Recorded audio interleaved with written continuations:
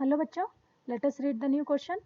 If the temperature of a wire of length 2 meter and area of cross section is 1 centimeter square is increased from 0 degree centigrade to 80 degree centigrade is not allowed to increase in length, then the force required for it is. Okay, question हमें क्या कह रहा है ना? पहले देख लेते क्या क्या गिवन है. गिवन है हमारे पास लेंथ दे दी है वायर की, length is 2 metre and area of cross section जो दिया है हमें वो है 1 सेंटीमीटर स्क्वायर. सो ये हो जाएगा 10 to the power -4 metre square is increased from 0 degree centigrade to 80 degree centigrade. तो क्या हम डेल टी लिख सकते हैं, है ना? T final minus T initial कितना हो जाएगा 80 minus 0 that is 80 degree centigrade.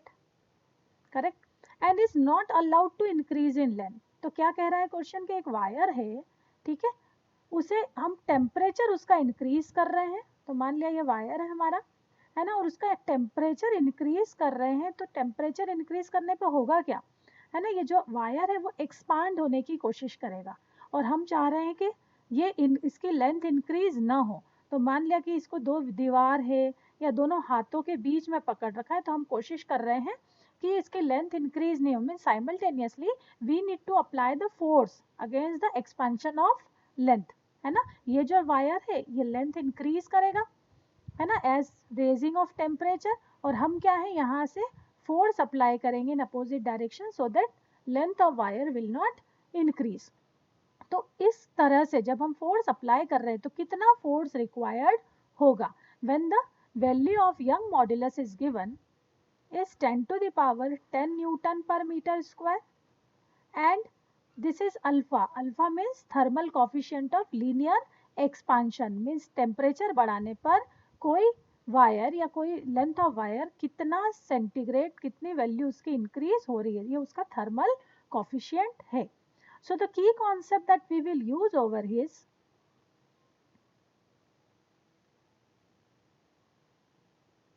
की कॉन्सेप्ट है हमारा, है ना, young modulus y is equals to force per unit area multiplied by length, है ना, original length by change in length. Okay.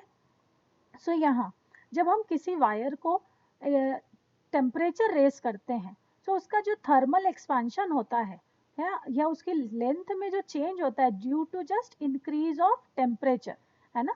So deformation developed और strain developed due to the raising the temperature of a substance is given by. तो del L कितना होता है, तो ये होता है original length into thermal coefficient of linear expansion into change of temperature. Means किसी वायर का टेम्परेचर जहाँ से जहाँ तक बढ़ा है चेंज ऑफ टेम्परेचर में उस कोफिशिएंट का मल्टीप्लाई कर दें एंड ओरिजिनल लेंथ को मल्टीप्लाई कर दें तो हमें new length change in length पता चल जाएगी. So this is the key concept. ठीक है. अब अगर ये वैल्यू है ना, ये वैल्यू हम डेल्टा एल की वैल्यू को हम किस में अप्लाई कर दें, y फॉर्मूले में, यंग मॉड्यूलस के फॉर्मूले में. So this will become F L divided by A into L alpha del T. यहाँ जो लेंथ ऑफ ओरिजिनल लेंथ है इसको दोनों को वेरिएबल सेम रखते हैं हम. सो ये हो जाएगा डेल एल और यहाँ हो जाएगा हमारा यह भी एल.